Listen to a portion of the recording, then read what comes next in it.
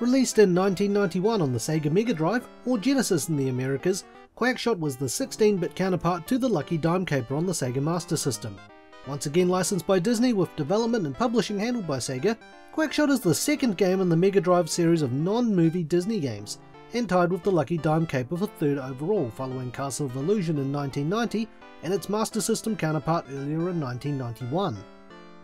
In this game, Donald discovers a map while going through some books in Scrooge McDuck's library.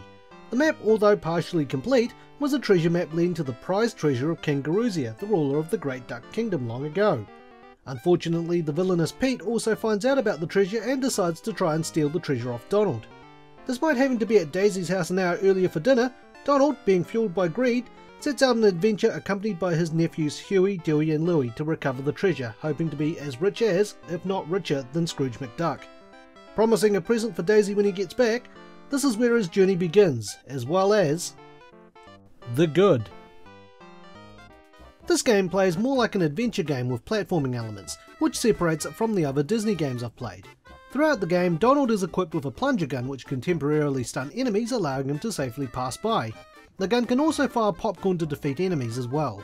Over the course of the game, Donald gets upgrades to the type of plunger he fires, with the red plunger sticking to the walls allowing him to reach high places, and the green, ancient Viking plunger, which adds the ability to hold on to flying enemies.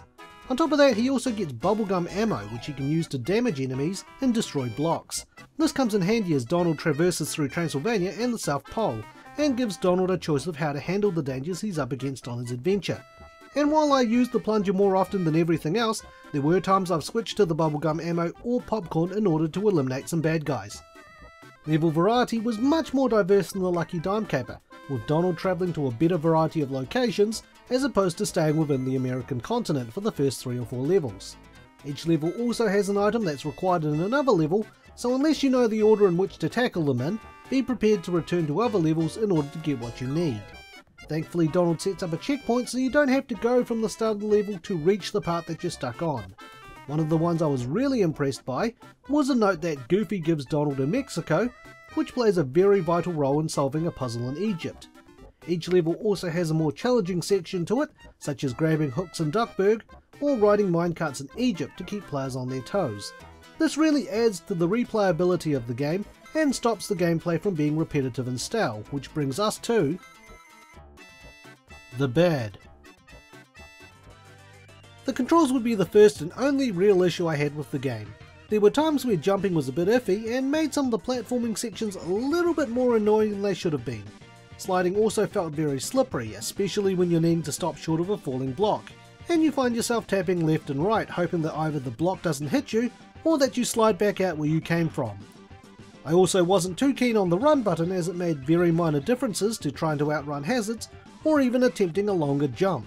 As a matter of fact, Donald's running animation more or less looks like a really fast waddle and only makes him move slightly faster for a couple of seconds. So with that out of the way, let's move on to the ugly, where I discuss graphics, visual presentation and the game's score. Quackshot is a very appealing looking game. The backgrounds utilise parallax effects very well, and even subtle things in the background like the portraits in Transylvania or the Mickey blimp in the background of Duckburg really brings life into the levels. Animations for the enemies as well as Donald, with the exception of his running animation, have been very well done, especially during the invincible state Donald is in once his temper bar is full as a result of picking up chili peppers. Unfortunately, you can only do this in 3 levels in the game, but given the level design you can understand why. The music in the game is well composed and pleasant to listen to. Personally, while none of the music struck out as particularly memorable to me, they did complement the stages very well and suited the atmosphere and themes present.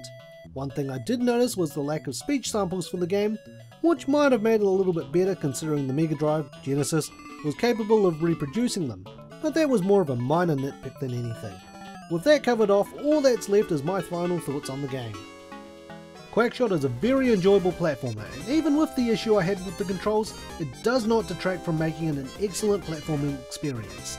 The game is fairly easy and still requires a bit of skill to beat, but it grants players an unlimited amount of continues if you just so happen to run out of lives, and it's a good way to kill a couple of hours trying to finish the game, so I highly recommend picking this game up if you haven't already. Now for the rating. I would give Quackshot an ancient Viking plunger out of 10. Thank you for watching and stay tuned for the next Infinite Backlog review.